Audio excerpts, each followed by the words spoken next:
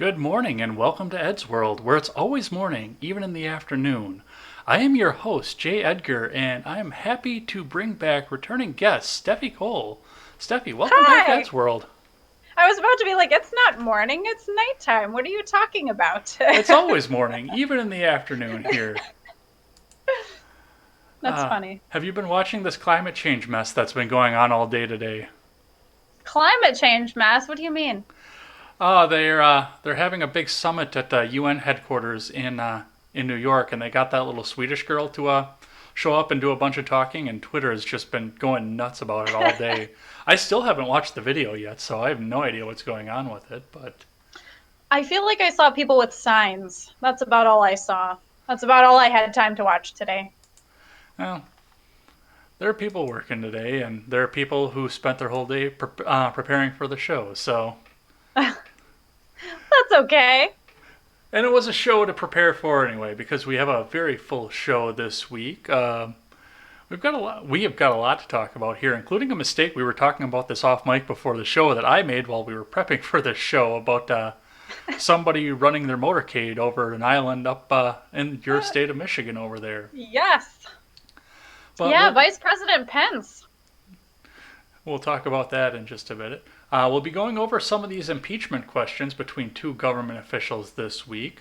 Looks like they're talking about throwing red meat about Trump this week, and since we didn't get to talk about it last week, we'll be talking a bit about the accusations that came up about Kavanaugh 2 weeks ago.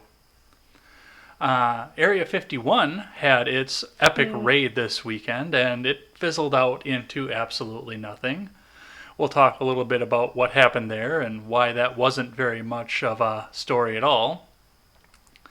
We got some entertainment news this week, and I don't talk much about entertainment on this show, but there's some stuff that we need to talk about.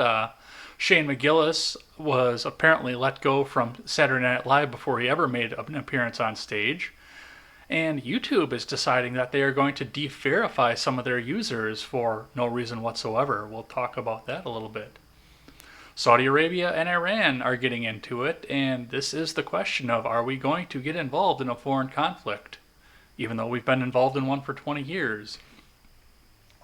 2020 is rolling around the corner, and even though there's been some pretty silent things happening with the candidates out there, we will talk a little bit about some of the changes in the polls, including the fact that Warren is now on top in some polls across the country. Mm-hmm. We'll talk a bit about that as well. And we will end the show today by talking about Justin Trudeau and his insistence on going into blackface for anything. It's going to be all of this and more on Ed's World. Thanks for watching this show live on YouTube. And if you can't watch the show live on YouTube, you can always catch it on demand on the same platform or over on BitChute. If you'd rather take us on the go on the audio platforms, we are available on iTunes, Google Play, and Stitcher. Wherever you find your podcasts, you can find us. And if you'd like to have us on a different platform, just let me know and I'll get the sign up for that. Ed's World is proudly partnered with the Freedom Scoop Media Group. If you'd like to go over and see some awesome articles and awesome podcasters from some other liberty-minded people, go ahead on over there. The link is down in the description below. And our merch shop is actually up right now. So we've got some new t-shirts on here, and I want to feature this one here, our Proudly American t-shirt. I haven't seen your t-shirts yet. Yes, That's cool. we've got our Proudly American t-shirt with the Proudly American on the front in a font that I actually think is kind of neat. And then on the back, that transition, we've got the upside down, or not the upside down, but the turned on its side flag in 1776. If you want to go over to the merch shop there, use promo code JEdgar for a 15% off discount. And you actually, since you've been on the show, you've been pretty busy as well. It looks like you've got some t-shirts too you're working with. Oh, t-shirts. Well, no, not my own, not my own. I have No, they're some not ideas. yours. I definitely have some t-shirt ideas in the making for myself, but I wear 1776 United shirts a lot, and Ballistic. I wear that brand as well. And you're a brand ambassador for 1776 as well, are you not? Yep, I'm a brand ambassador for 1776 United. I've been doing that for about a year now. And then I became an Amazon influencer just recently as well. So now I have an Amazon storefront with all my favorite Liberty products. So if somebody buys one of my items in my shop, then I get, a kickback for that. So that's pretty cool. And you're seeing on the screen right now a sample of a screenshot I took of the 1776 United page. And if you're interested in Steffi's shop, I did link it down in the description below. Now, we had a fairly lengthy introduction here, of course, as we always do, but we do want to talk about the most important part of Ed's World. So, Steffi, you've been here before, and some of us know a bit about you, but we've had some new Yeah. subscribers since you've been here. So, why don't you tell us a bit about yourself? Wow. Well, the last time that we talked, wasn't that back in May? So I feel Yes. like that was kind of when I was still like getting. So now my life consists of YouTube. I pretty much make a new YouTube video every single week. I'm either cooking something, doing a book review, singing, shooting, touring some Liberty place. So I've been pretty busy with that. That's my main focus. I also try to read a lot. So currently I'm working on Atlas Shrugged. That's my newest mission. And yeah, aside from that, I'm still doing social media like crazy. I'm a Liberty promoter still, so I promote all the candidates I love and the products and all the ideas just to keep spreading that Liberty around everywhere I go.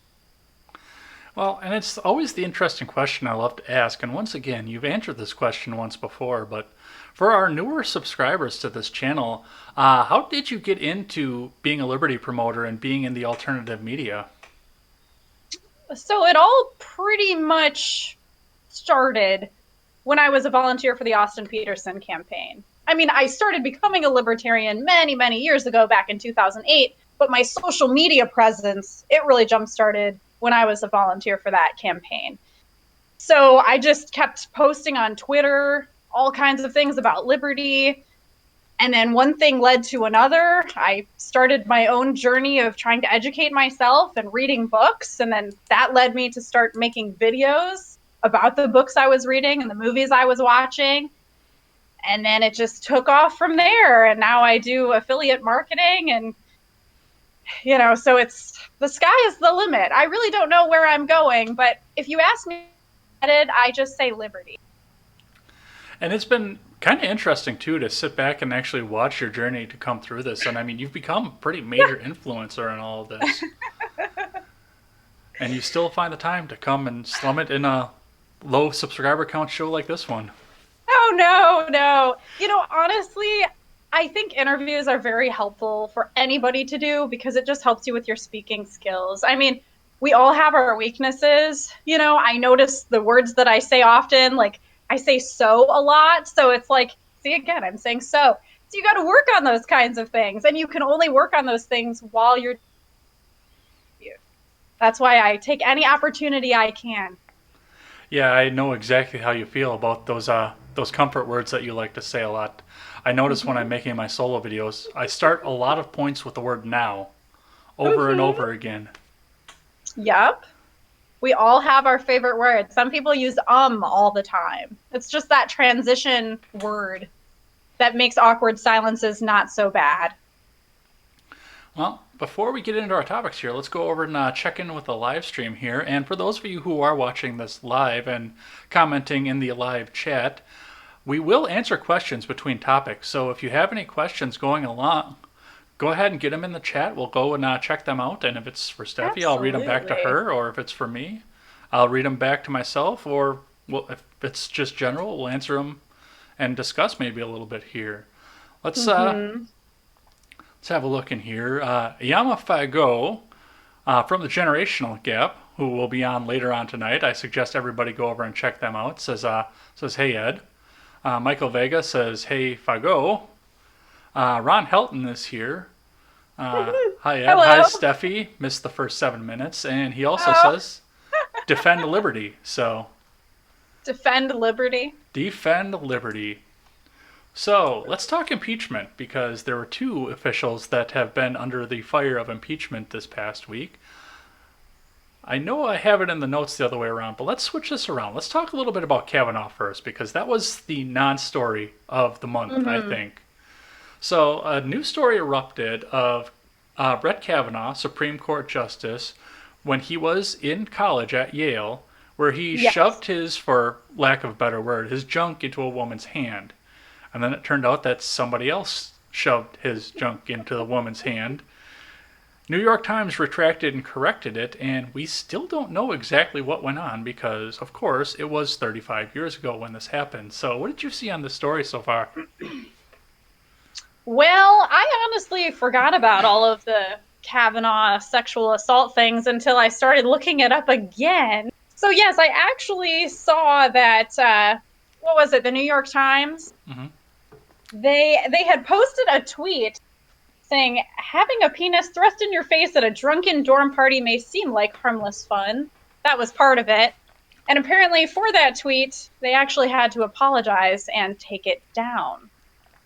Now, I don't know about, well, you like men, so that might be not harmless fun for you, but that is not harmless fun for me. Not when it's uninvited, Yeah. things like that. One of the So interesting. Go New York ahead. Times was being a bit snarky in their tweet, and I think that's why they were feeling so bad about it. I don't know who's behind their social media page. I don't know either, but I can guarantee you that he doesn't like Brett Kavanaugh. But one of the interesting things. Uh oh. Did we freeze up and did we lose connection? And Uh oh. what happened? Looks like we lost connection there for just a second there. The last thing I said was the last thing that the stream caught was that whoever it is doesn't like Kavanaugh, and then I looked over and you weren't moving. Oh, I'm still here. I've been hearing you. Okay. Were you saying anything after that, or I just said that the guy was probably fired. The New York Times guy. you would think that, but I have my questions about that. One of the interesting parts of this story that I find the most interesting when we talk about this is the fact that it came out that it was one of Kavanaugh's friends that shoved his penis into the woman's hand, Hmm. which I think that would be sexual assault on the friend, not necessarily Brett Kavanaugh. But I do have to question why there are so many penises hanging out. Is it penises or peni? I don't know. Why are there so many of them hanging out at Yale? Oh my gosh. I mean, it's a college campus. Come on now. I still try to keep mine in my pants unless I'm alone with somebody. Yeah, I have no idea. I mean, anything goes at college nowadays.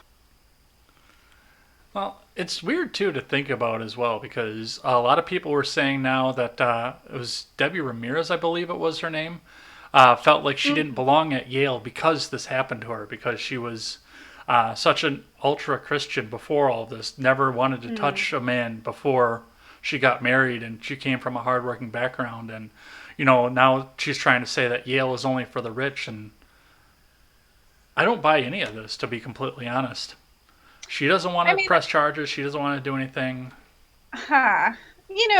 That's odd to me. So what does she want to do? She just wants to bring this out into the media so that Kavanaugh's career is on the line. I mean, I think she's just trying to Well, she harm didn't even his bring it out. career and his reputation. She didn't even bring it out. It was one of her friends.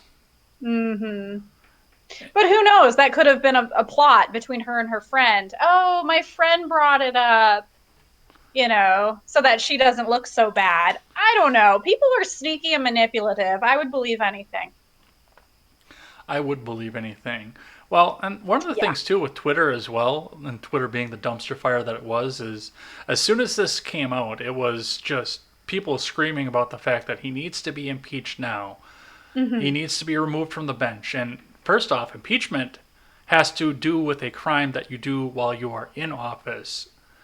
Anything that you do outside of office is a regular indictment and conviction. But I know Hmm. Kamala Harris was out there saying that he lied under oath, and that was proven, which there was no proof to why it was proven. But given that Kamala Harris is a prosecutor who's put hundreds of people in jail for just smoking joints and convicting them for no reason, I have no reason to believe that she wouldn't want to do the same thing to one of her political opponents.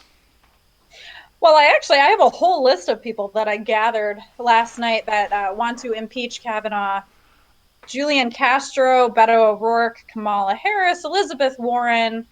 So At this, pretty much all your I was going to say, Democrats. at this point, it might be easier just to say all 25 Democrat presidential candidates. Yeah, yeah, they at least all agree on this one thing here. And they Well, also think Donald Trump should be impeached as well, you know. well, They want everybody to be impeached pretty much. that's a good transition because he's also in the news right now because it looks like during last year it came out a whistleblower came out and said that last year Donald Trump approached the is it president or prime minister of Ukraine The president. president, actually, Vladimir Zelensky. Yes. I couldn't remember what his position was, but he was approached and asked if he would cooperate in an investigation into Joe Biden's son Hunter Biden and the fact that he started up a company and actually made quite a bit of money through that country. Hmm.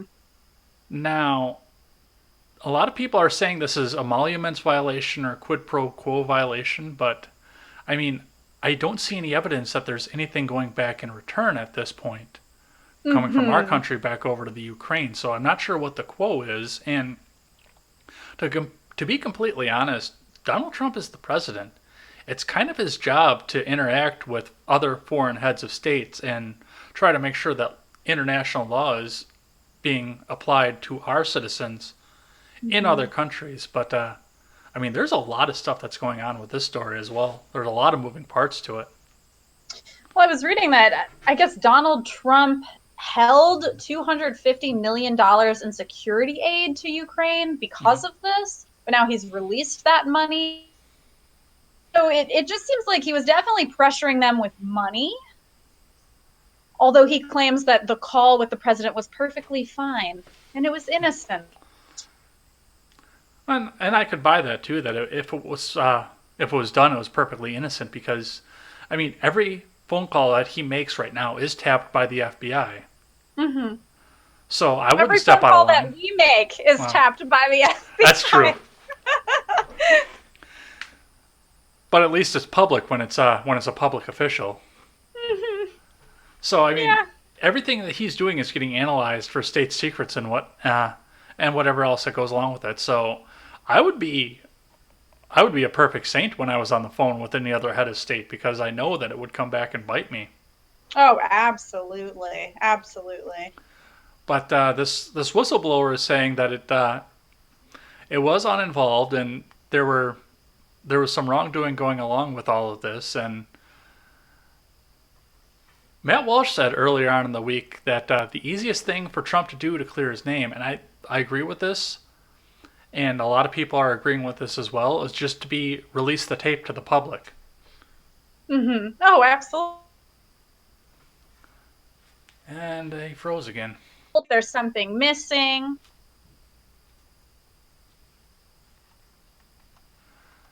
You froze again for a second. I think I missed Oh, all of that. yeah, I was just saying, but then even when you release the tape, then people will say, oh, there's something missing. You know, that's not the whole tape. What is the underlying crime that's actually going on with Hunter Biden? And I mean, why does that matter at this point? Biden is starting to. We'll talk about this in a bit, but Biden is starting to slip out in the polls. I mean, does anybody actually think right now that he's going to make it to the end of the primaries anyway? And why is this even an issue? I think Trump sees Biden as a real threat. And so he's trying to get dirt on on Biden's son, Hunter. Which is a pain in its own right because the children of politicians should not be fair game. I don't agree with any of that as well. But the other Mm-hmm. side of that is if there was a crime committed, then we do need to know about it and we do need to deal with it as well. And it does appear that there may have been a crime committed with this. Mm-hmm. Yeah, so I really don't know what exactly he thinks is going on between Hunter and the Ukraine, but uh, He's just trying to find trouble. Why is it that it's called a whistleblower when it's going against somebody that the left likes, and it's a hacker when it's going against somebody that they don't like? Ha ha ha. Yeah, that is true. People pick and choose the words they use when they want it to be in their favor. Yeah, yeah. It's like whistleblower is the hero and hacker is the evil villain, like Beto O'Rourke was when he was in high school. Hmm. Very quickly before we move on out of this topic here, since I had to move this last section of this topic here, let's talk about something that I actually got off of your Twitter feed. Let me load the image up here. So, from your Twitter feed, I've got an image and a news story about Vice President Pence driving his motorcade across Mackinac Island. And this is a area that is supposed to be vehicle free and has been for 100 years. And again, you and I were talking off mic about this a little bit about the fact that Gerald Ford actually did horse and carriage across it at some point Yes, here. in 1975. Yes. So he didn't need a motorcade. All these people, they started attacking me on Twitter and they were like, he needs the motorcade for security. No, there's other ways to protect yourself. You don't have to have a motorcade. Oh, absolutely. And it's, there's always the rules for me and, or rules for thee rather, and not for me aspect that's coming out of the government. But Hmm. I do agree with the fact that, yeah, this was a problem because this is this is part of how that place makes its income is on the tourism and on the fact that there are no vehicles there. Right. That is a very unique part of it. A lot of people just ride their bikes, they walk, they go on horseback. Yeah, it's basically like an old town feel. You feel like you're in another world. Now, when they have that Old Town feel, do they listen to Old Town Road while they're doing that? Is that reference too dated for this show at this point? I wouldn't be surprised if they listened to that. And it's crazy the fact that Pence felt the need to do this. I mean, he's in rural Michigan. It's not like he's down. If he was down in the middle of Detroit, where all the union people have told their union members to hate him, I'd be a little Hmm. bit more concerned about it. I mean, this is rural Michigan. He's going to be just Yeah. fine there. I just wonder how he actually got on the island. If he took the ferry boat with the cars in it, or if he like flew by helicopter onto the island, or if like Air Force One just literally just flew onto the island. I don't think that could have happened. I've never been to the island, so I'm not sure. My sister's been there, but I have never been there myself. Is it Yeah, I've been like, do you there. actually have to fly in or ferry in? Ferry in. Okay. Yes, you ferry in. I'm sure you could probably swim. I don't know if that's allowed. But yeah, it's traditionally ferry. I was there a long time ago. The reason why I didn't go back is because my sister is very allergic to horses. And we went as a family when we were kids. My sister had an allergic reaction to the horses. Oh no. Well, I know that they do some sort of a choir trip up there every year, and there's a big music festival. That's why my sister went there. Hmm. It might have been band, not choir. Now that I'm thinking about it, a big high Yeah, they school have. band festival goes up there every year. Hmm. They have a lot of cool events. Well, let's check in with the live chat here before we move on and talk about Area 51 and all the fun that happened there. Let's see. For all of the non-existent fun that happened there. Yeah. Ron Helton says, and his saying that Trump should be executed. I'm not sure where he was going with that. Political fodder. Here's a Yeah, I'm question. watching. I'm watching the YouTube thing here. How would withholding foreign aid be considered treason if the recipient country was engaged in illegal activity, granting lucrative deals to Biden's son, Hunter? Well, I'm being honest when I say I think we should hold all foreign aid, to be quite honest. I'm completely on board with that. I'm not gonna lie. So we shouldn't be giving money to anybody. Let's That see. just solves that problem right there. Ron Helton's saying it seems to freeze when he types, so I don't know if that's Oh, what's it freezes or when who types? when Ron Helton types. Oh, Let's see, what else do we have here? I thought I saw another question here. What are both of your thoughts on Bill Weld? I'm not really into him. I mean, he kind of lost my vote back when he was running as vice president for the Libertarian Party with Gary Johnson. I have no idea who he is. Well, I know who he is. I have no opinion about him, but I know that he's from Deep Blue, Massachusetts, and that's enough reason for me not to trust him as a politician. I trust a lot of people from Massachusetts, just not the politicians. Yeah, I'm not into him. I'm really uninterested. So it looks like none of Pence's team was informed that no vehicles were allowed on Mackinac Island. Oh, come on. That's like a known fact. It's a century old ban that they on. You have to live under a rock not to know this. And when, the government knows all of these things, but yet they miss this little fact. Nah. It's not going to ride with me. And then Michiganders don't mess. and then Stephen Ignoramus is in the chat, and he says, Oh, hi. just gotta make sure you don't step in none of that Mackinac Island fudge." And then he turns around and says that Mackinac is a good spot. Yes. All right, let's talk Area 51. So on Monday it was no, I'm sorry, it was Tuesday. What was the 20th?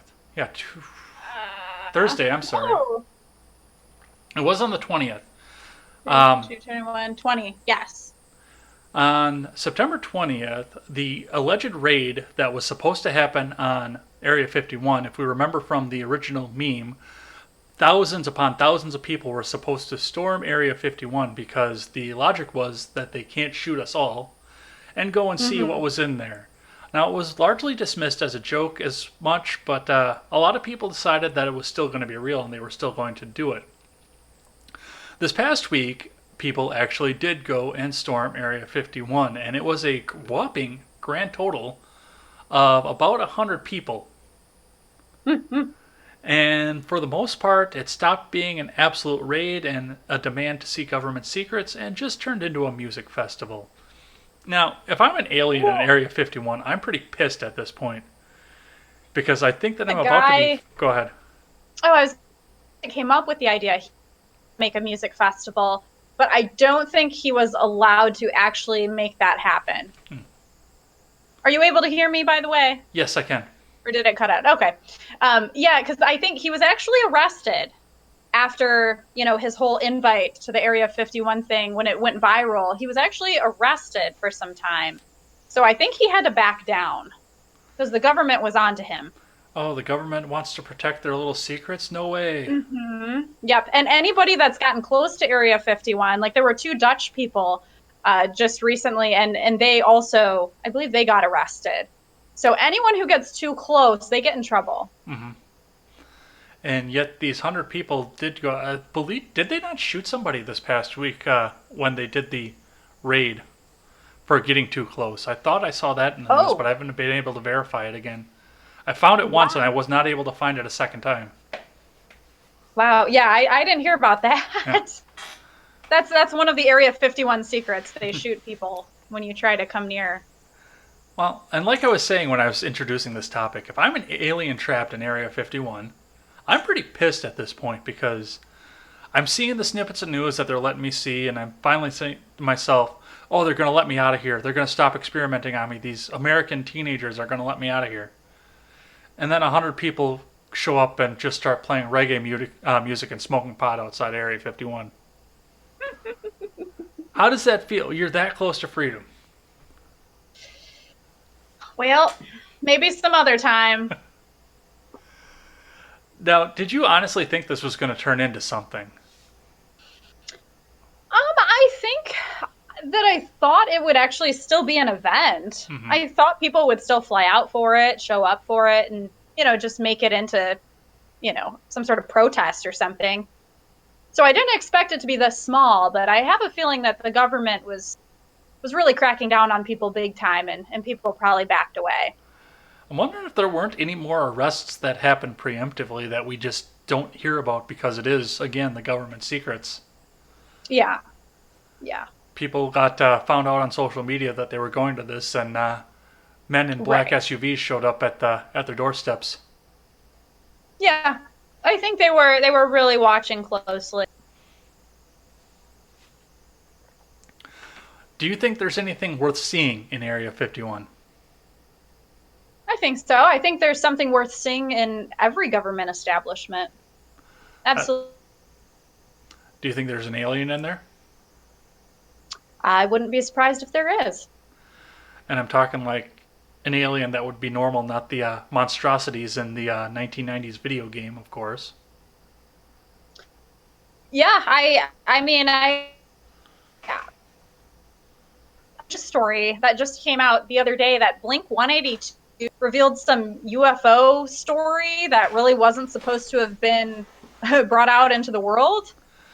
So there's some secrets that they're trying to keep a secret.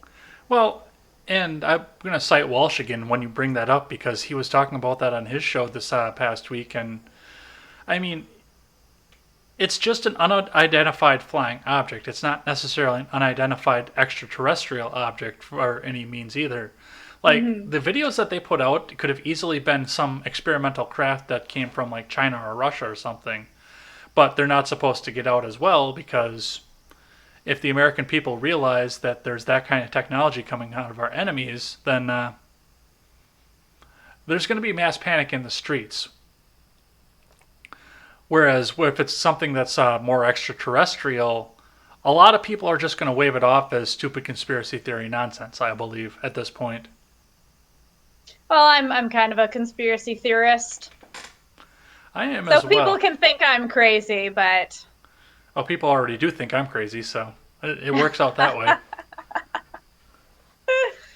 my liberty roots are in conspiracy theories. That's where I started with Jesse Ventura and Alex Jones. So I've been tainted.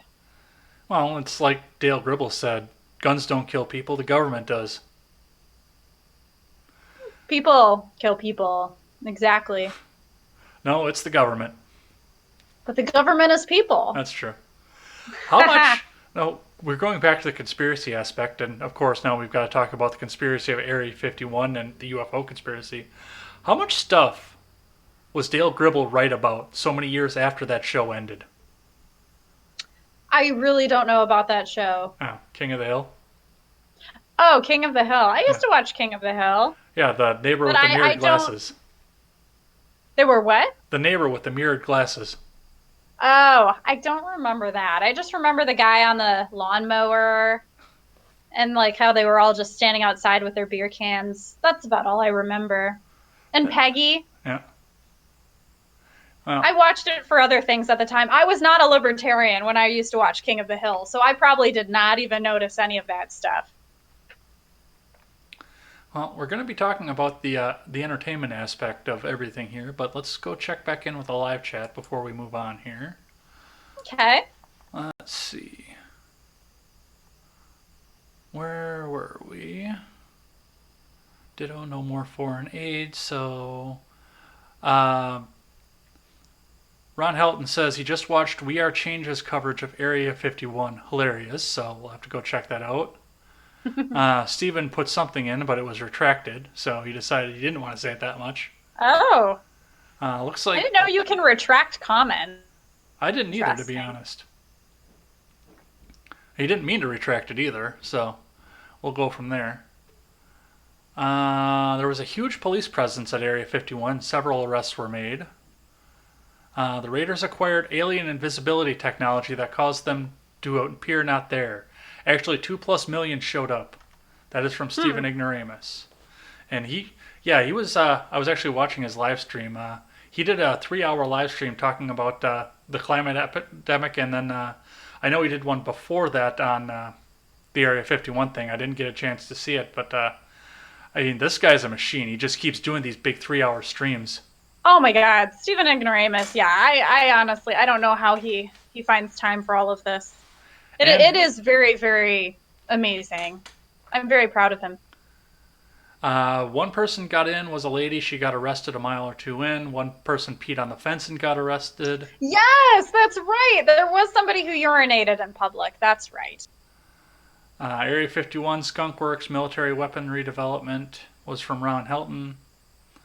Tom DeLonge's main question for the aliens: what's my age again? What's my age again? And Ron Helton says the aliens walk among us, and Dale Gribble, the pest control guy. All right, let's move on to let's talk about Saturday Night Live. So, Okay. comedian Shane Gillis was about to be hired by Saturday Night Live. He actually had all the contracts and everything signed. And then it turns out that Seth Simons had found some clips of Gillis on a podcast making some horribly racist Asian jokes. And suddenly, Lorne Michaels came in and rescinded his offer to Shane Gillis. And now he's not going to be on Saturday Night Live anymore, in spite of the fact that they have made some very offensive Asian jokes in the past as well. But Yeah. You know, the first person that Shane Gillis reminds me of is Dave Chappelle. I was like, how is he any different? You know, he was like making fun of Asian people and women and so yeah, so Seth Simons, he seemed quite offended by all of this. So he was definitely not a fan on Twitter. yeah, he seemed to be pretty excited over the fact that he wound up getting this head on a silver platter for the woke left. Yeah, I mean, SNL, they were hoping to get Shane on the show because they thought he'd appeal to the conservative audience. You know, of the people on that show are appealing to, you know, the Democrats in the Mm-hmm. world. That's why I don't really watch more. So left. Well, and there's the fact too that I mean, their Saturday Night Live is either a basic antenna show or a cable show, and so many people in our generation are just cutting the cord because all we're getting is this worthless left-leaning comedy from Saturday Night Live, and Mm-hmm. I mean, the gatekeepers are making sure that we get what they want us to get, and we can go out and find other content out in the world on YouTube, on BitChute, on all of the alternative platforms, or Right. Netflix is a lot more neutral than I think a lot of people give it credit for.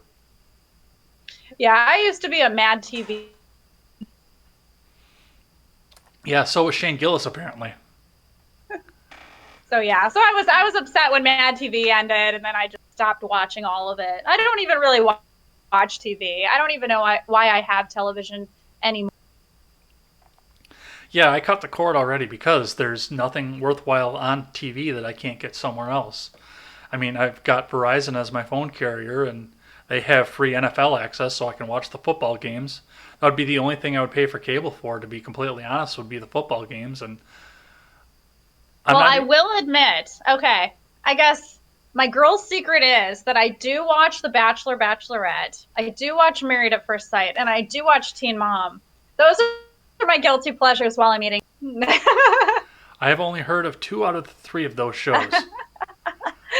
They're very girly shows. What is Uh, Married at First Sight? I don't know that one.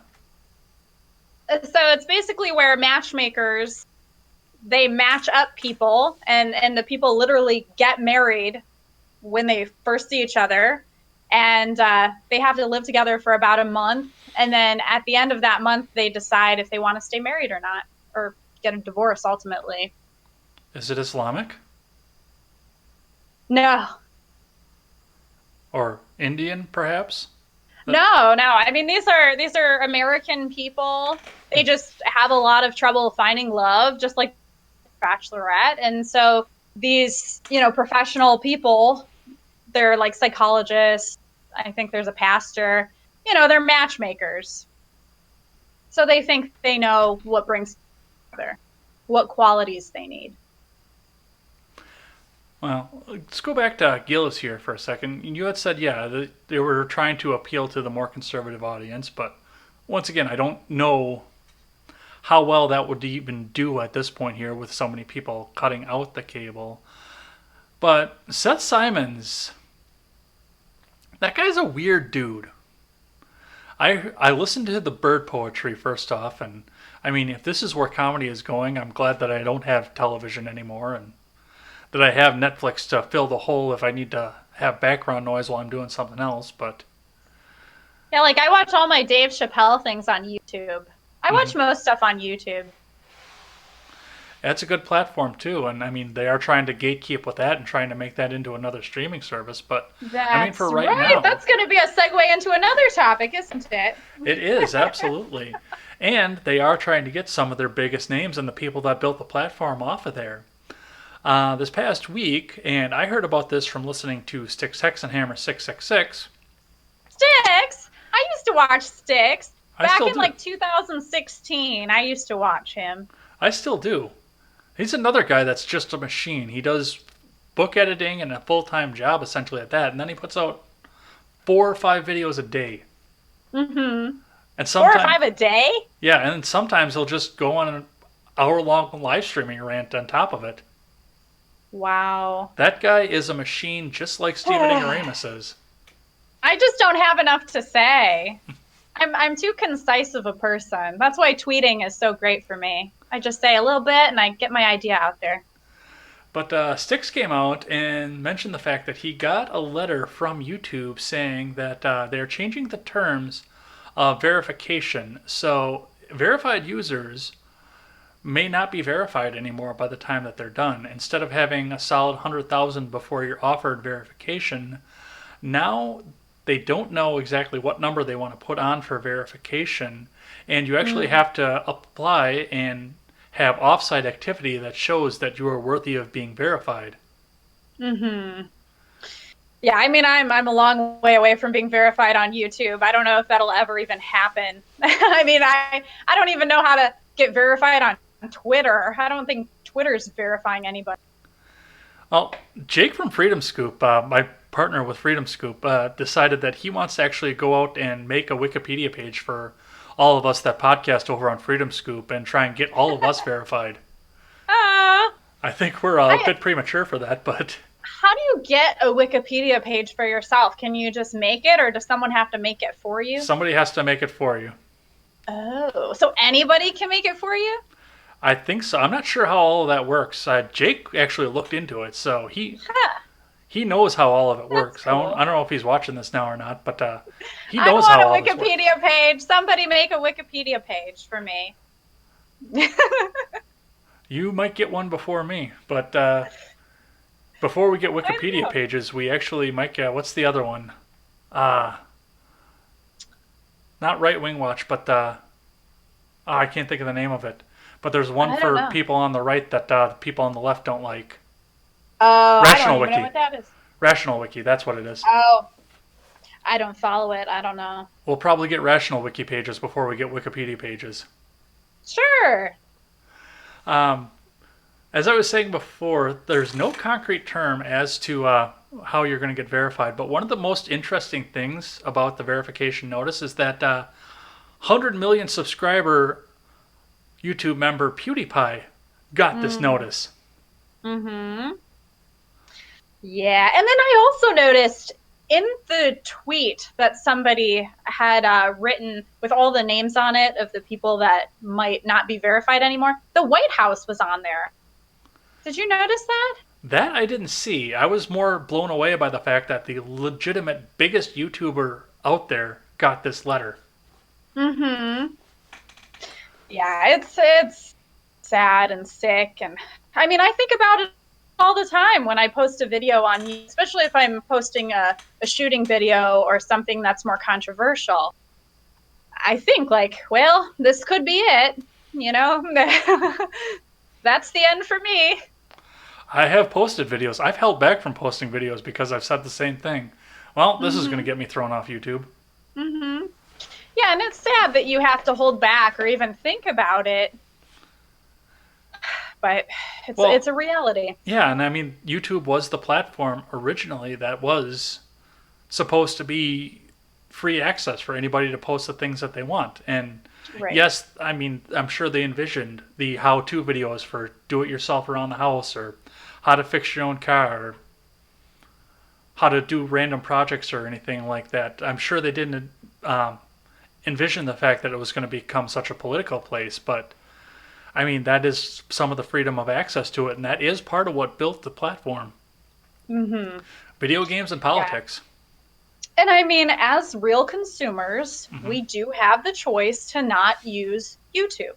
If we all agree to stop using YouTube, then change can happen. But I think we just love YouTube so much that we're not going to do that. So Well, change will not happen.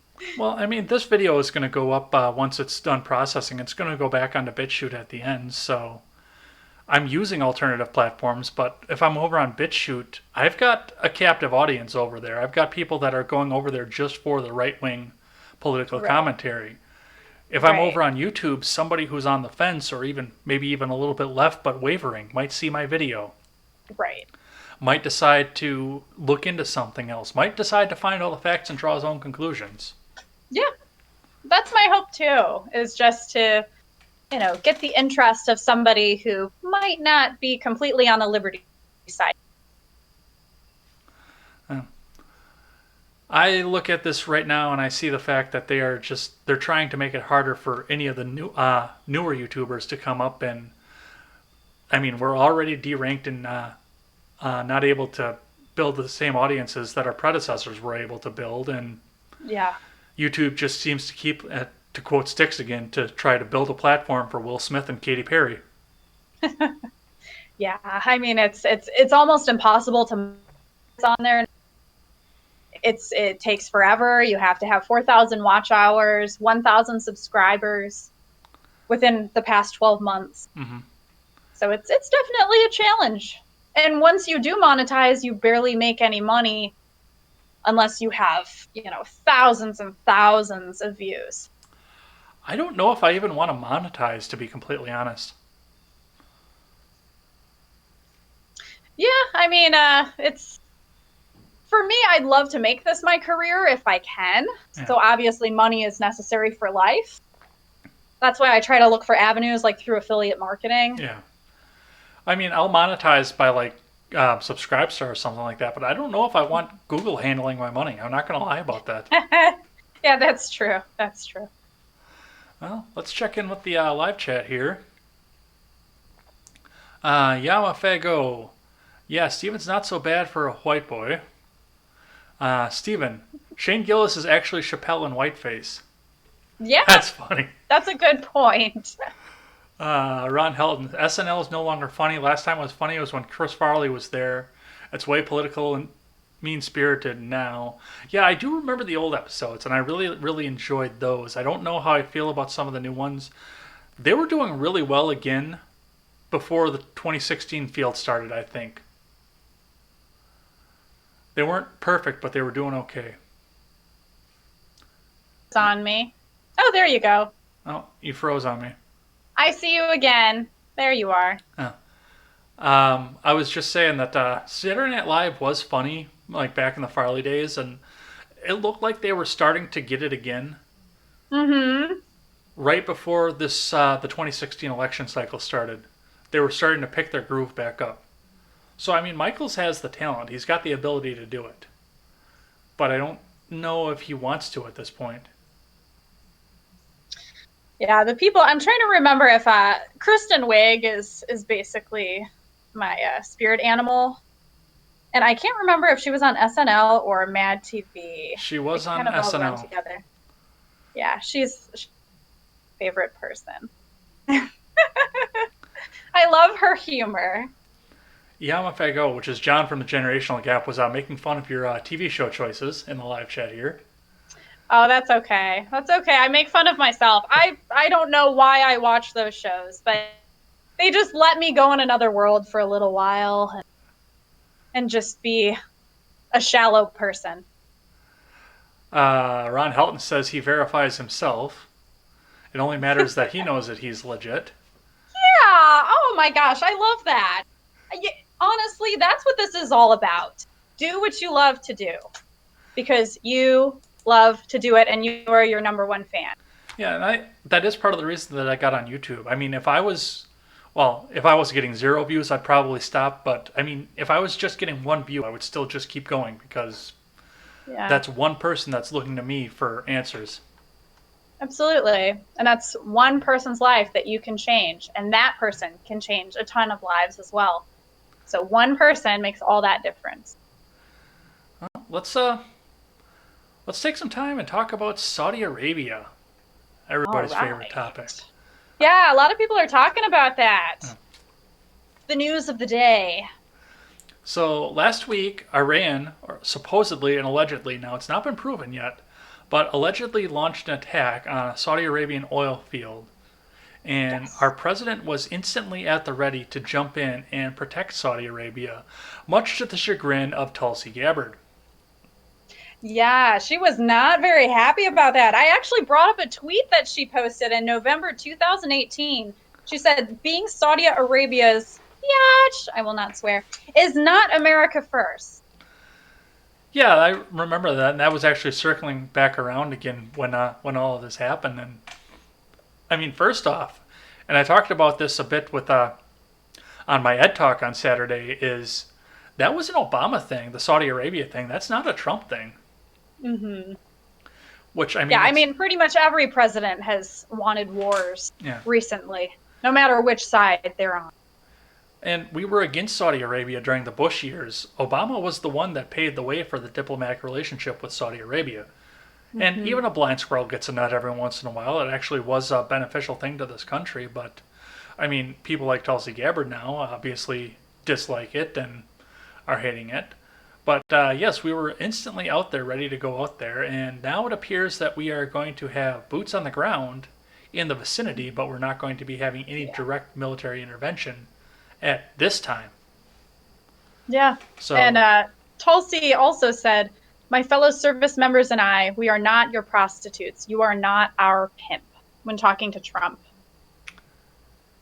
you signed up for the military, Tulsi. That's actually Yeah, exactly what you unfortunately. signed up for. Yeah, unfortunately, that's the reality of things. But really, our military should not be used as pawns. We should not be toys. Humans, toys to be played with in a game. No, and I understand that as well, but I mean, you sign up and you go. It's not a secret what you're signing up for during the political climate at the time that you signed up. And Tulsi Gabbard signed up while we were still between Kosovo and 9/11, but we still had the tension over there. She signed up for the Yeah. military and stayed in because she's past the point where she's fulfilled her contractual obligation and could get out. And she's continuing to stay in, knowing full well the political situation over there and the fact that for some ungodly reason we feel the need to stay over in that region of the world. Right. Yeah, I mean, that would be interesting to find out why she wants to stay in. You know, what her motivation is behind that. Especially if she feels that way about it. Exactly. Yeah. I wonder if the next time she's on the debate stage that we could ask her, oh, wait, Oh, she's really looking bad in the polls. I know we're going to talk about that later, yeah. but she has no chance. I'm sorry, libertarians who are big fans of Tulsi. Well, and I didn't think that she had a chance this time. I think this was a lot of setting up for her next run, whether it be 2024, 2028, or something else. I don't think she thinks. I think she knew that she wasn't going to make it in 2020. Really? But now she's got Hmm. the name recognition to where she can stand back and say, okay, I did this in 2019, and I mean, this is all on record for me. So, Could be. Could be. She's just climbing that ladder, yeah. trying to look better. Going back to Saudi Arabia and Iran, now both sides at this point have urged their allies to keep back. Saudi Arabia Hmm. came out and said, we want to have a conference over in New York to talk about this, but we don't want to have any foreign help with this. We got this. Right. We'll take care of Right. this. Yes. So why do we have boots on the ground over there? Exactly. Why do we have boots on the ground anywhere? We still have military installations from World War II in Germany and people Hmm. stationed there. We Yeah. still have I mean, we clearly have interests over there. We Mhm. love oil. Their oil comes to us for our cars. That's why I wish that we used alternative sources to fuel our cars. Or our own oil. Yeah, we have our own oil here in America. Exactly. But we like to dig in someone else's sandbox. We have our own castle here. Mexico Our is own sitting on castle in one our of the sandbox. biggest oil fields in the world. Yeah. Excuse me. And that's not our sandbox. It's Mexico's Mm-hmm. sandbox. Well, Yeah. I think we could snap our finger and make that our sandbox in a second. But we shouldn't have to. We shouldn't have to. You're right. We are capable of making our own things. What do you think about the meeting that Saudi Arabia wants to have in New York? And do you think it'll happen? Oh, well, I was reading about that. Are you talking about the United Nations meeting? Not the one that's currently going on right now. They actually wanted to have Okay. a specific meeting to discuss the attack on the oil field and then possible solutions for both sides. I honestly I, couldn't find anything on that. So tell me a little bit more about that. so I was reading a Reuters article, and that was the first headline. And now, mind you, this was 4 or 5 days after the attack over Mm-hmm. in Saudi Arabia. But the and I can never remember the titles of foreign leaders because they change from country to country. But the executive of Saudi Arabia decided that he wants to have a meeting on mostly neutral ground in New York City Mm-hmm. to have interested parties in Iran and interested parties in his country discuss what happened, why it happened, and what the solution was to try and come to a peaceful resolution. Saudi Okay. Arabia doesn't want a war on their soil, and I don't blame them Right. because that whole region has been under constant war for 5,000 years at this point.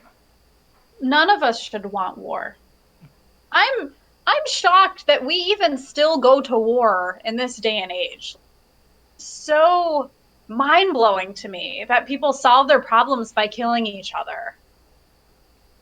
Like our government still kills other people. I don't know. That's just weird. No, I mean, the talks going on, or the attempt to get talks going on, I should say, because they're not officially going on yet, I think is an admirable trait, and I think more people around the world need to start doing that. But, I mean, you also do have to keep in mind that there are 10,000 nuclear weapons pointed at every single country in this world at Mm-hmm. any given moment. Mm-hmm. So, we're all sitting here waiting for the war to happen, but you're right. I don't know why it's happening at this point. And part of it Yeah. does, I mean, part of it is still stemming from wars that we were in before. Right. The presence we have in the Middle East can largely be attributed to um, Clinton era. Where am I going with this? Carter era and Clinton era intervention during the Cold War with Russia. Mm-hmm. And now idealists have a bunch of weapons and they want to take out their religious enemies with them. Yeah. And oil has always been a motivating factor. Oil and religion, that's a big part of the reason that we still have war in this world. Yeah. Which is sad because we really don't need oil anymore. We can have an alternative fuel source. I would like that. I mean, I would still use oil, Mm-hmm. but if we had alternative fuel sources, the demand on oil would be down. Mm-hmm. And it would cost less. Yeah, And less people would be using it, so we would have it last longer. exactly. What a good idea. I don't know. Well, 2020 Watch is going to be coming up here. Let's check back in with the live chat. Wow, you just went completely blank there for just a second. I went complete blank. Yeah, the screen just went black for a half a second. Wow. Well, that's weird. All right, let's see what we got going on here. Ron Helton says, "Saudi snakes, let them defend themselves," which is where you were going. Just let the whole region destabilize at this point. The Saudi government has Mm-hmm. textbooks that taught their kids to hate us, so they are to blame for 9/11. Which, yeah, they used to be an enemy of ours, and now they're our ally. Mm-hmm. And then he also says Obama says he would end the wars, but didn't. Tulsi says she will end the wars and spend that money on more government, which is a losing proposition, which is what he said there. And he also says he has friends who still work in the oil field fracking. They're constantly busy, so I think the reports that we are producing more oil than we import is true, which would be good, I think. Oh, yeah. Export some of that oil. Get into the marketplace. Apparently, there's big money in it. Free trade. All right. As we always do on this show, we talk about the clown car that is the 2020 Democrat field, and every week we talk about the changes that go along with this because right now it's essentially still anyone's game, and that is first proven by the changes in the polls. And let's start with the fact that Iowa polls right now are showing that Elizabeth Warren is beating Joe Biden for the first time in the election cycle.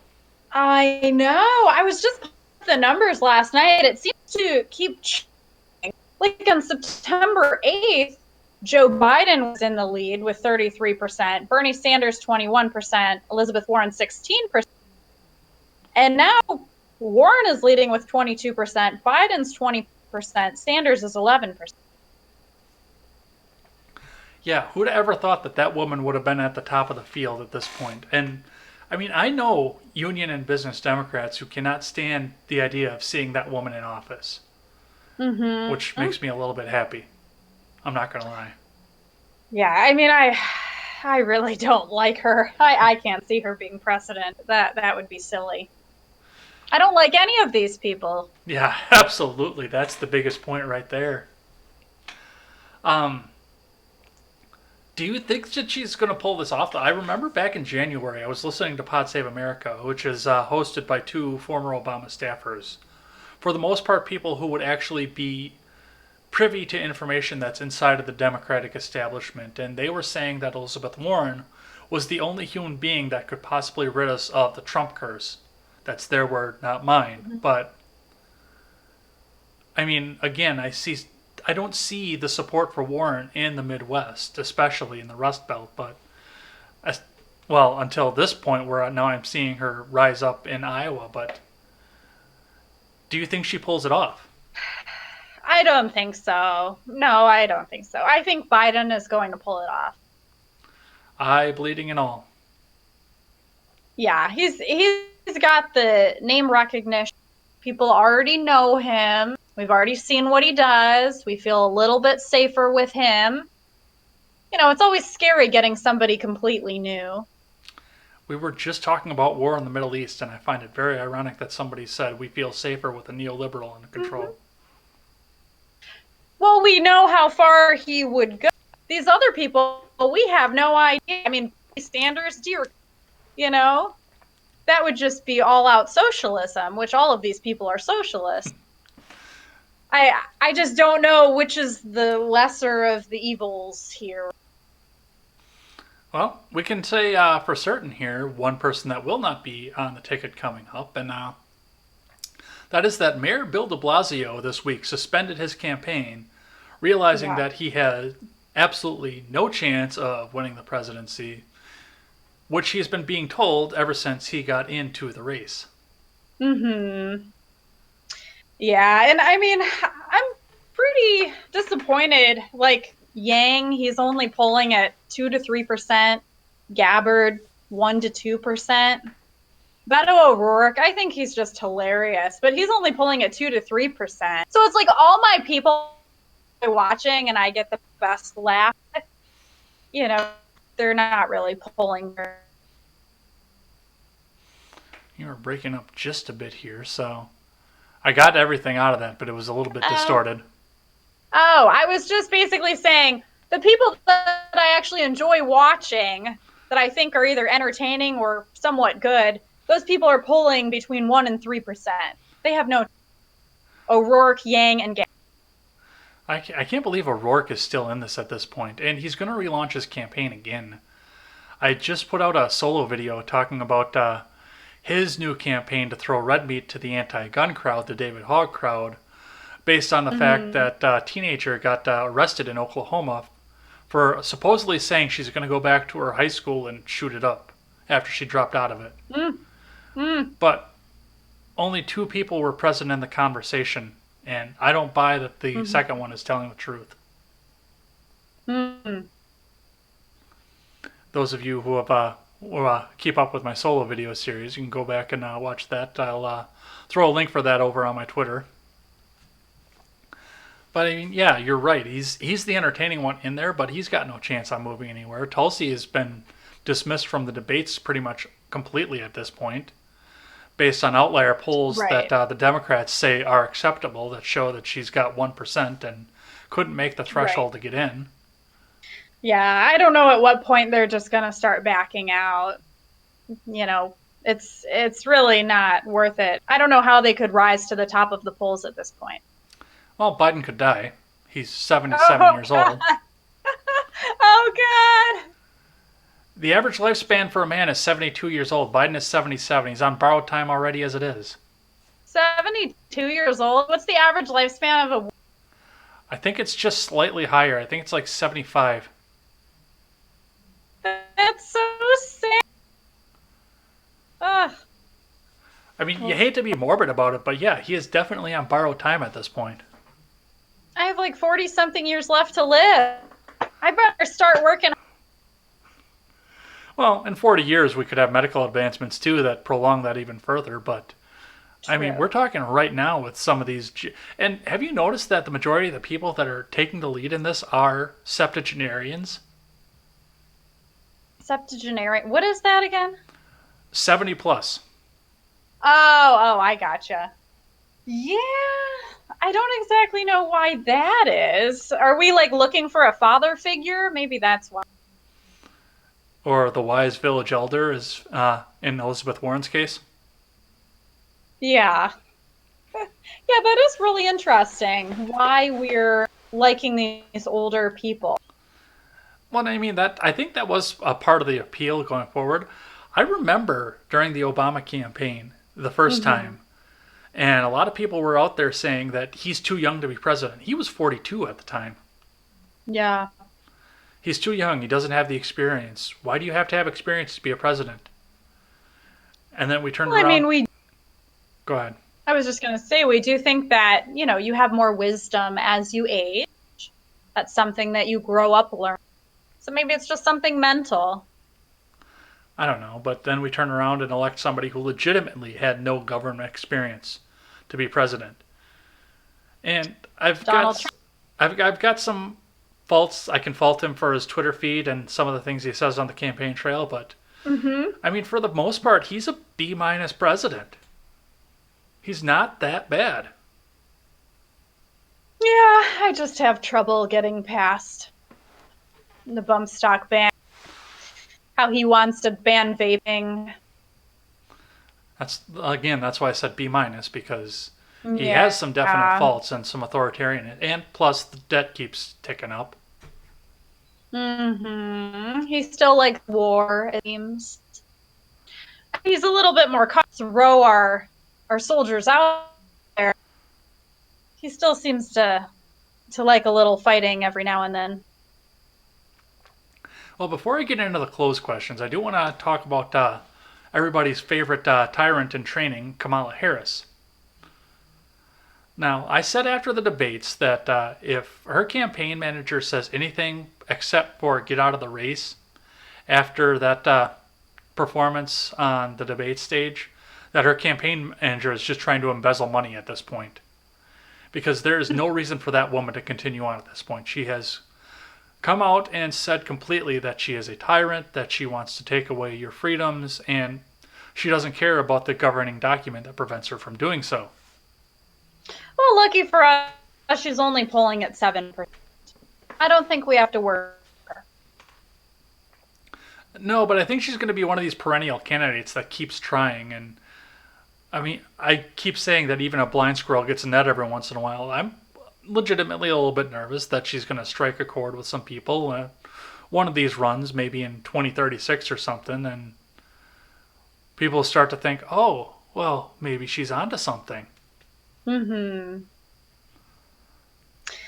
I have no idea. The world makes no sense. Why people like certain people. I don't Yeah. either. But It's something I'll never figure out. but that one, I mean, Kamala legitimately worries me. She's a They all worry me. The fact that any of these people exist on the stage, that. she is a supervillain, and she's not even trying to hide it anymore. Mm-hmm. Oh, none of them try to hide it. They're all just like openly socialist. They're like, yes, we're so, and people are like, woo, that's not America. No. So you've been on the show before, and you've answered these three questions before. Oh, maybe my answers have changed in the past several months. So the first question, as always, is based on statistics and based on polling data that you've seen. And I mean, you've got it all in front of you right there.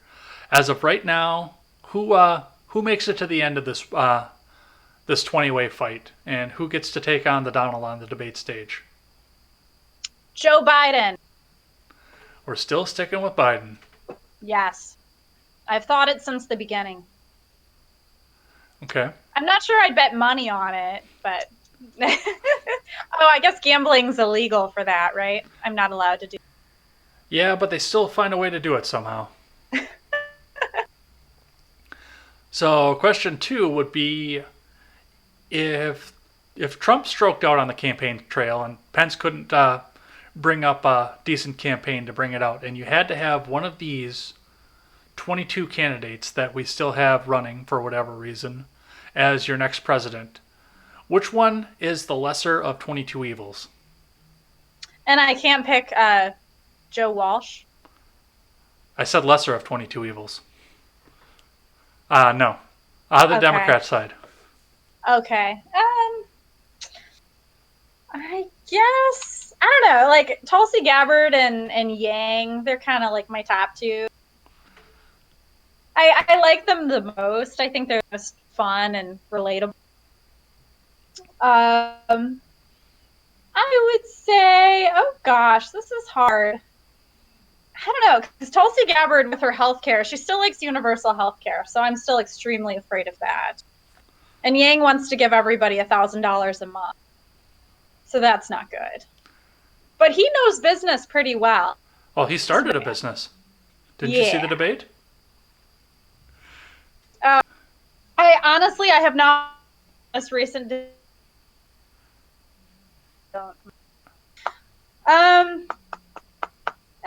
I don't know. I want to say Gabbard, but I don't know. We'll take Gabbard as that marker. Gabbard and Yang can be vice president. Okay. All right. Now, without what you would rather see and without statistics in play, out of the 22 that are remaining, which one of the candidates do you think, for pure entertainment value, do you want to see debate Donald Trump at the end? For the most laughs, let's put it that way. Beto O'Rourke. I love that guy for the laughs, man. He like stands up on chairs. He speaks Spanish. He is a variety show. You stood on a table once because of him, didn't you? I did. He inspires me. All right, let's check in with the live chat here. Somebody will probably quote me saying that inspires me. That could happen. Ron Helton. Biden is senile. Well, Ron Helton is kind of dominating the chat right now, so. Biden is senile. Sanders and the rest of the field are closet communists. That's not true. I don't think they're closeted anymore. They're out. Yeah. They're very much out. Father figure, try grandfather figure. Yeah, exactly. One only needs integrity to be a leader. We don't have leaders. We don't know what a leader is anymore. Well, I wouldn't go to the executive branch looking for a leader either at this point, because that's not supposed to be a leadership position. It's supposed to be a keep the government out of everybody's business position. Mm-hmm. You be your own leader. The people are their leaders. Trump thinks the president, or job of the president, is to be the boss. He is the head of the executive branch, not the American people. Americans are at fault for this garbage. That is a good point. I like that. Yeah. We absolutely are at fault. We are the ones voting. And I like Trump because I like the fact that he made it okay for the rest of us to run. And I still like that point. What Uh, do you mean he made it okay for the rest of us to well, like the non-political people, you mean? yeah, exactly. Yeah. I mean, he's not exactly the people, but he's the closest to by the people for the people we have had since, I don't know, Jefferson. Mm-hmm. Yeah, that's true. He shows us that anybody can be president. And lastly, and I think that you're going to agree with this very strongly, Ron Helton says the federal government needs to be abolished. Yeah. Yeah, now that I read For a New Liberty by Bard, I guess I'm sort of okay with anarchy. Are you ready for the entertaining news of the week? Sure. So, woke Canadian Prime Minister Justin Trudeau had yet another photograph of himself released of himself in blackface. Now, I want to preface something, and I have this in the show notes here. I Mm-hmm. don't give a damn that he wanted to dress up that way because it's funny. I don't think it's appropriation. He looks like an idiot when he does it, but he has his God given right to look like an idiot if he wants to. I mean, people have been dressing that way forever. I actually know somebody who dressed like darkened all of his skin all the way. He had lived in Africa prior. He darkened Mm-hmm. all of his skin, like head to toe, and put Mm-hmm. on an African bush suit and dressed as an African guy for Halloween. Mm-hmm. Yeah. I mean, you know that movie, oh gosh, what is it called? It's those two white guys. So they're African American guys, but they're in whiteface in the movie. I think there were chicks in the movie though. Yeah, they were white chicks in Yeah. the movie. Is that what the movie's called? White chicks? Yep. Yes. So is that okay that they did that? Probably because it's not going the other direction. Mm-hmm. It's okay for Right. it's okay to go one direction but not the other. Yeah. And I realized I had put on a mineral face mask back in high school and I had a gray face and I took a photo of that. I mean, will I one day be persecuted for having gray face? Well, that depends on if the Maybe. Greys come down to uh, take over the planet. Yeah. Once they get out of Area 51, of course. Well, and I go back to this too because again, we all done this. I've never dressed in blackface, but I mean, we've all done things to try and go onto our favorite heroes and try and look like them. But I Yeah. don't, Halloween costumes. Hello. yeah, I don't care that he does this, except for the fact that he's so hard on other people that have done this in the past. Right. He's that woke leader. Yeah. Yeah. Don't judge other people if you're going to do the same thing. Before we get too far into the topic here and finishing this last thing out, I know that I don't have video share, so you won't be seeing this, but the rest of us will see this wonderful Arabian picture that has been circulating the internet Oh, because of this, showing Mr. maybe I Trudeau can. in his Arabian uniform with his I hand think I around one of saw his colleagues' necks and all. it. So I mean, this guy he went all out on this, and I mean he's dressed as an Arabian, but I mean this is not Arabian dark skin. This is like subcontinent southern tip of India dark. Hmm. Yeah, it was very very dark what I did see in that news photo. One of the interesting things that I found from this story, a lot of the people who are normally against cancel culture were being targeted by the media for this, saying, "Well, you're against cancel culture. Why are you trying to bring this against Justin Trudeau?" And Right. it goes back to what I said when I started out this topic here is the fact that he's going after everybody else. And he's leading the pack of cancel culture people that want to see this take and go against everybody else. Mhm. He's leading the charge and then he's throwing stones while he's living in a glass house. He's a hypocrite.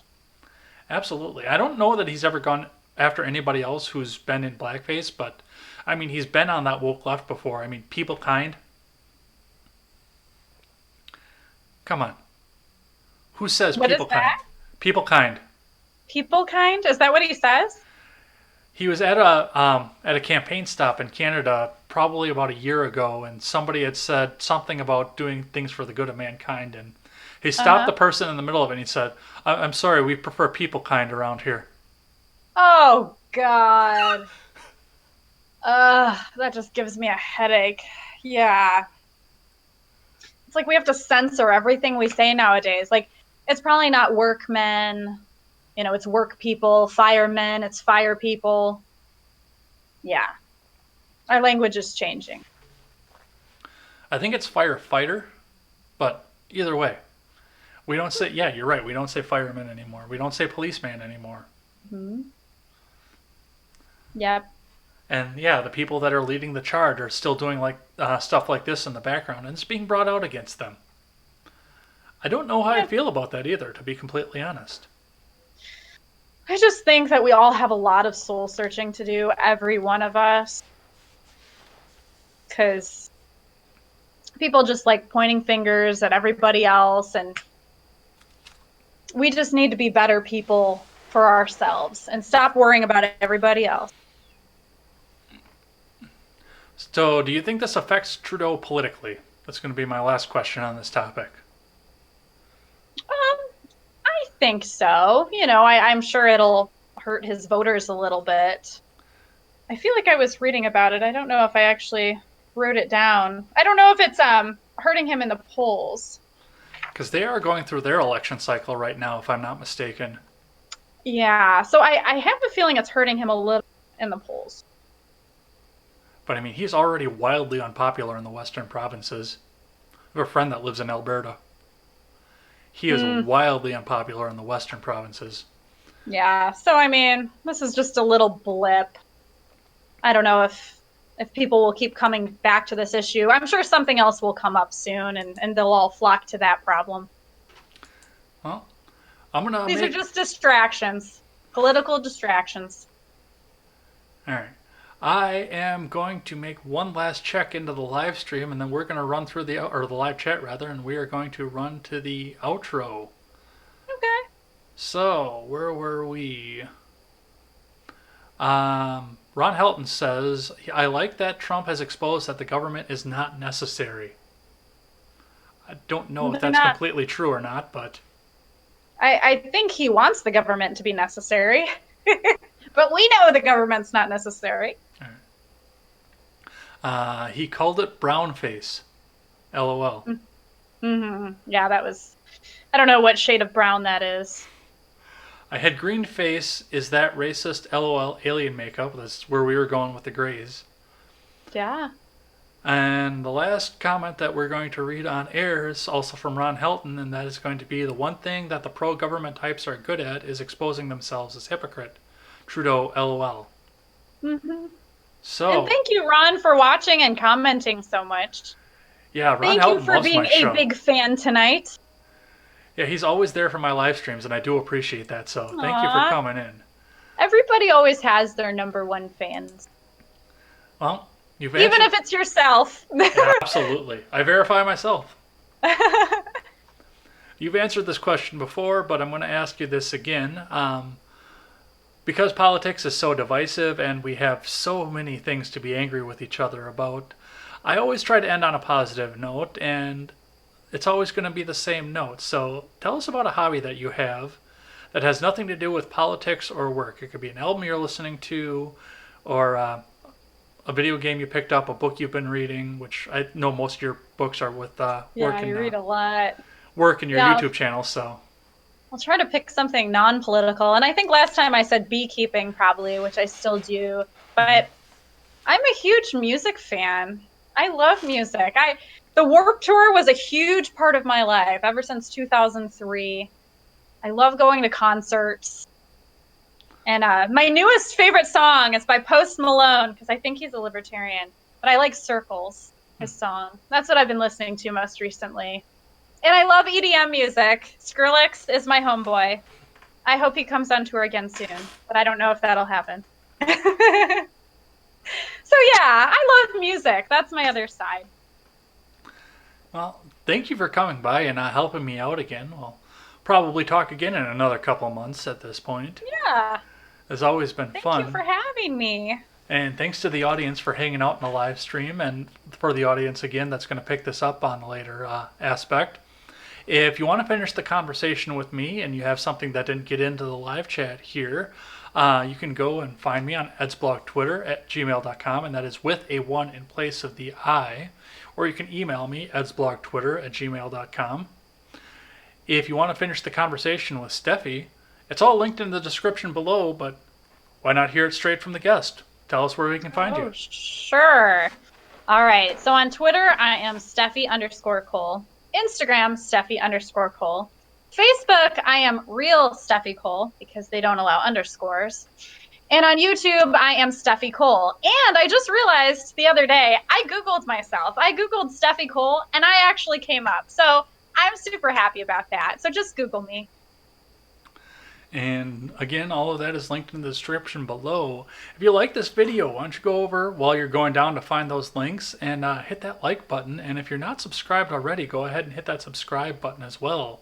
That really helps us move up the YouTube charts and tells YouTube what people should be watching and what the people want to watch rather than what they're censoring out.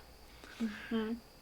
This show is available on iTunes, Google Play, and Stitcher. And if you're over on iTunes, go ahead and give us that 5-star rating and a good review. That always helps us move up the charts. It helps us get past some of the censorship that Apple is doing as well. And they give you that nice option to try and help you move up those charts.